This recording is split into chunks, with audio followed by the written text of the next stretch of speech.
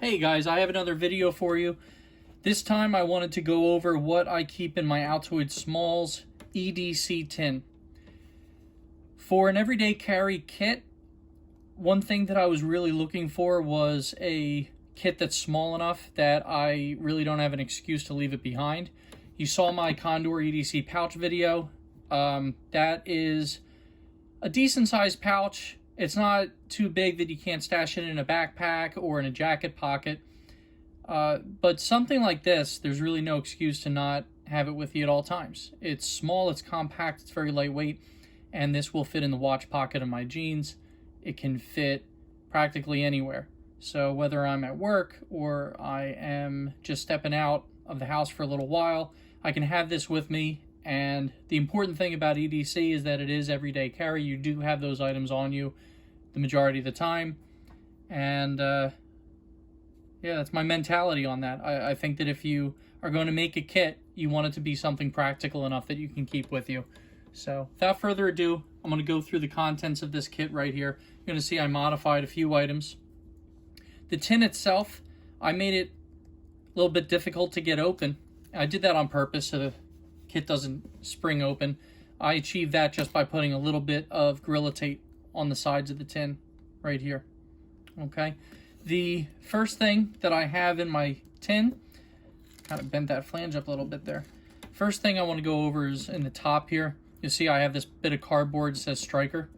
This is just the strike portion of a box of matches that I cut out, and I just adhered it to this piece of paper with just a tiny little amount of Quake Hold putty. In here I just have a few pieces of paper that kind of sort of kaleidoscope out like that.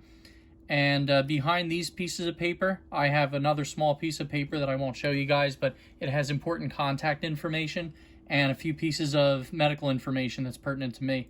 If there's an emergency and I wasn't able to talk to people, that piece of paper has my blood type. It has the titles of my emergency contacts. It says who is my wife, who is my friend, who's my mom, my dad. And it also has some things that I'm allergic to. Just very, very basic medical information for me. All right, so next up in the kit here, a couple items that fell out. This is a really, really cool, it's hard to find a light that'll fit in here. And I have a light on my cell phone. I have a little Streamlight Nano usually on my keychain. This is a little tiny glow stick. And this came to me in a set. They were actually connected. I think I already tossed the alligator clip. They were hooked onto an alligator clip, and these are meant to act as breadcrumbs if you are hiking at night. You can snap these and clip it if you plan on doing an out and back hike, and at night this will glow real bright and you'll be able to see your way back. These are a little bit older, so I did snap one earlier today to make sure that they work, and they do work. I was impressed at how bright this little thing is, so we'll put a little clip in there. We'll insert a clip and show you what that looked like earlier. At the very least, it's enough for signaling, and it is enough to hold up to this kit here and see other items in the kit if you had to dig around in this box at night. So we have a glow stick. I have two safety pins here to effect repairs on clothing or equipment, or if you just need something to poke a hole, I have two pins. I have, just opened it up, trying to get it out. That's okay, I'll wrap it up in tin foil. This is a single Imodium AD pill. One of those things where if you need one and you don't have one, you're going to be hurting. So I pack an Imodium in here, and I also have a single Benadryl tab. This is how I'm going to wrap the Imodium now that that little packaging came off. Just wrap it up in a little bit of tin foil to protect it. These are the only two medicines that I carry in here.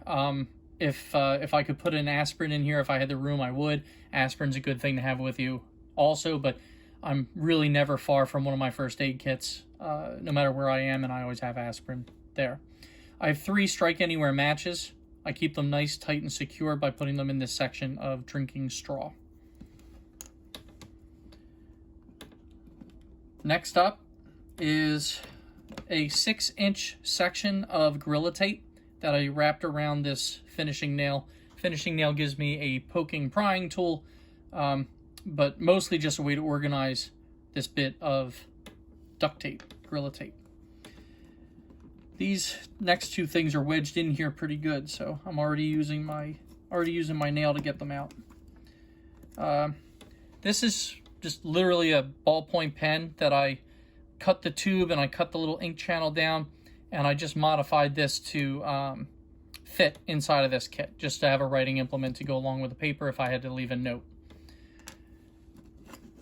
Really sort of jammed in here. If I can get it out. I know I can get it out, but it just takes a little bit. This is a real cheap little pocket knife that I got actually when I got married.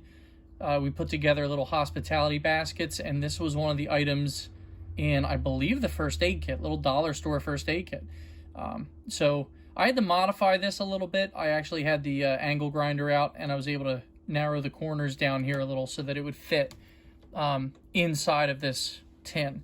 But this tool has a couple good things on it here. It does have a knife blade. Seems fairly sharp, good enough for opening packages at least. This has a bottle opener with a little screwdriver there, and then a nail file and nail pick. So it's hard to find a knife or something like that that can fit in here. A lot of people I've seen, they just throw a razor blade in. It's not really safe to use and just kind of keep it open there.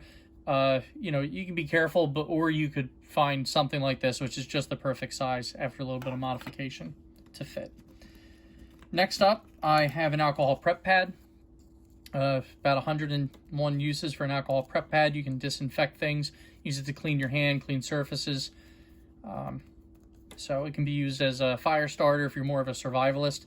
I usually don't find myself in those situations, but you have it just in case. I have two Band-Aids in here that are just folded up real nice.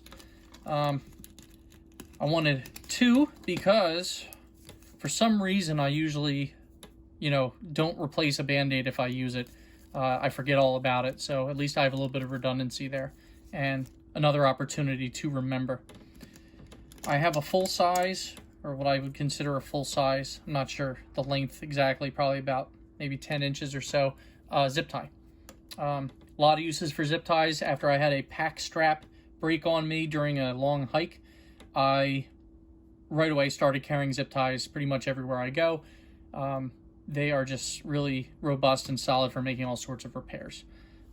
And finally, I just have a regular wire tie. This one's even pretty well used, but just a wire tie that comes on your bread from the grocery store, just in case you had to fasten a couple things together. It's just real easy to do if you have a wire tie, and the wire tie is just a little cheaper. It's free, so it's a little cheaper than busting out the zip tie if you don't need it. So that's everything I have in here. It's a utilitarian kit. I didn't load it up with things that I don't think I'm going to use every day. These are items that I thought were the most useful to fill the space that I have inside of this tin. I also plan on adding a family photo, much in the way that Urban Prepper has in his tin. Strongly recommend you check out his videos as well if you are into this kind of thing and setting up EDC kits.